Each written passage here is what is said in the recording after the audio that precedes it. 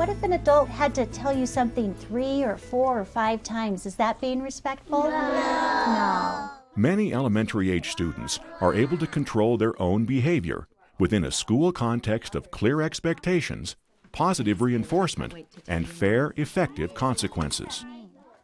This is a pretty rough day. Do you know what happened today? Do you know why you had such a bad day? But some students lack critical behavioral skills and need additional instruction and intervention in order to better control their own actions. Response to intervention is a clearly structured, data-driven model that provides increasingly focused support to students with challenging behaviors and reduces referrals to special education.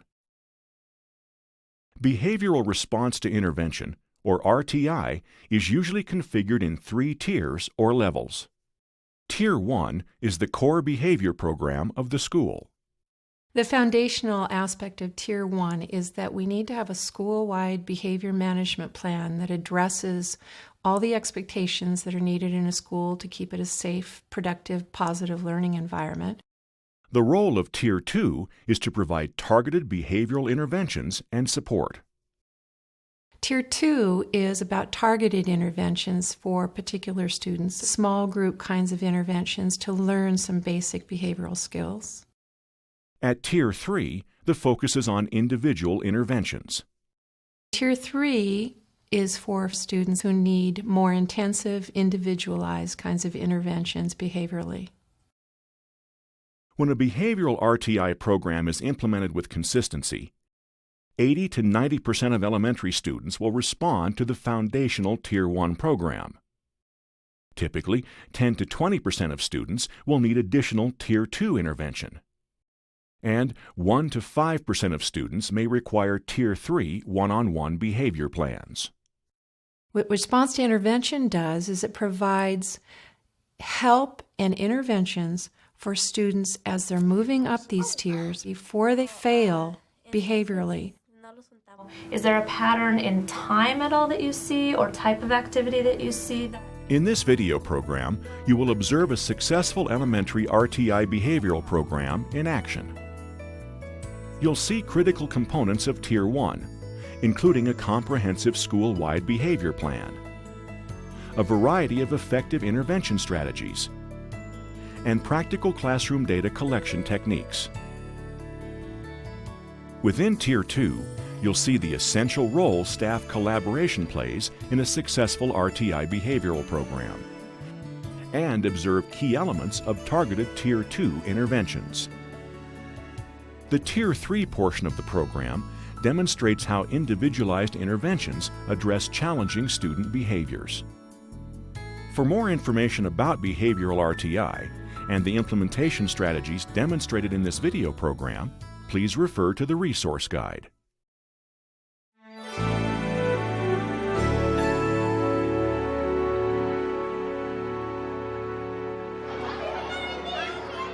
The overall success of any behavioral RTI program is dependent on the strength of the foundational tier. And you're going to be the friend that is being respectful. So show us what that would be. In order for Tier 1 to effectively address the behavior of 80 to 90% of students in an elementary school, 5 critical components must be in place. A fully implemented school-wide behavior plan, social skills instruction at every grade level, a school staff trained in effective intervention strategies and behavioral data collection techniques, and a well-functioning school-wide behavior team. 1, 2, I have to write your name down again for a 3rd time. Students with challenging behaviors need consistency. What happens if they forget the rules? A comprehensive school-wide behavior plan establishes that essential consistency and enables most students to function successfully within the Tier 1 program. From a Tier 1 standpoint, we want to make sure that we have clear expectations, clear consequences, and clear ways of encouraging positive behavior. What are those rules? Be safe, be respectful, be responsible. Nice job. Very good. At this elementary school, there are 3 clear behavioral expectations. Respect yourself. At every grade level, classroom rules are directly related to the school-wide expectations. Who could give me an example in our Teachers teach and reinforce the rules as a regular part of the classroom curriculum.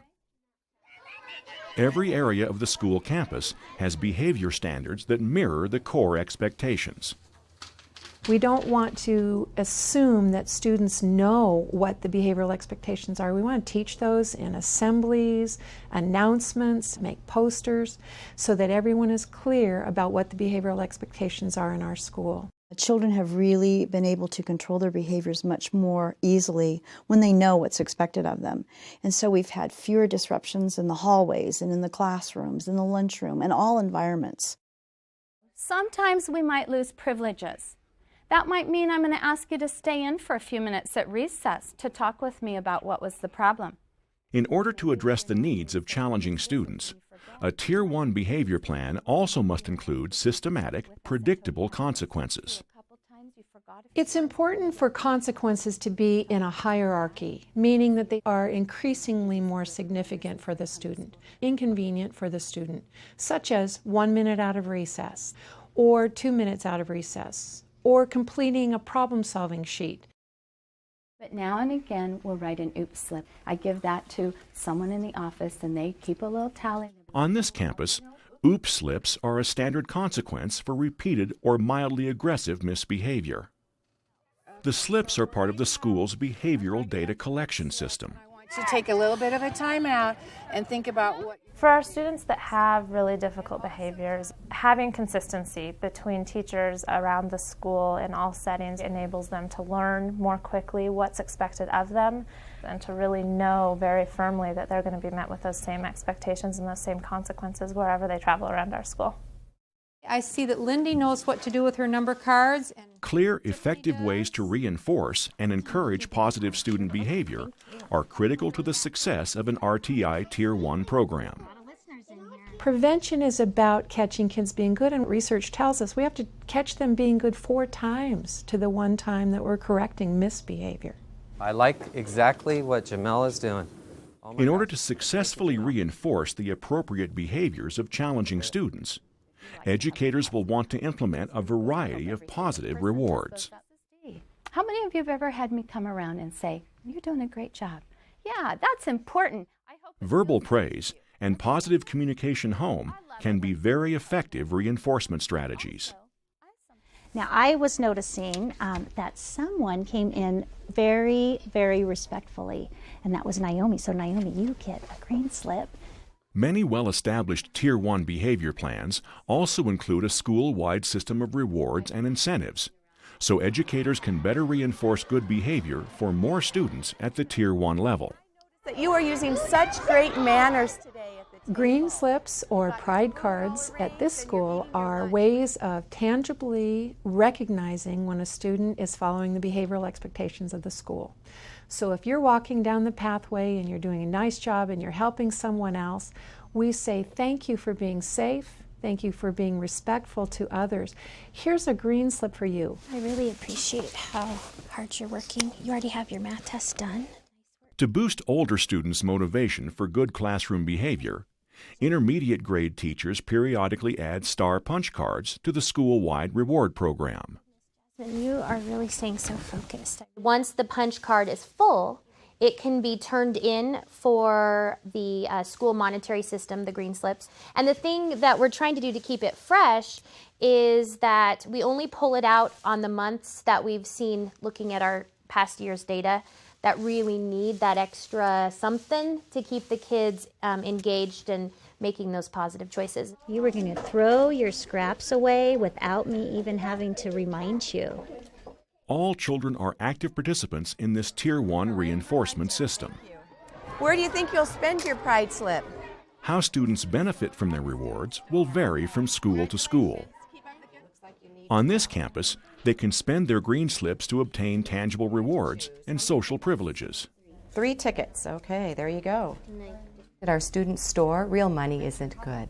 So a student saves up their pride slips and they come down and they use those to purchase items like pencils and cool erasers. They also could put them into a drawing Every 2 weeks, I draw names out of the bucket that kids have put their green slips in, and I take kids out to lunch.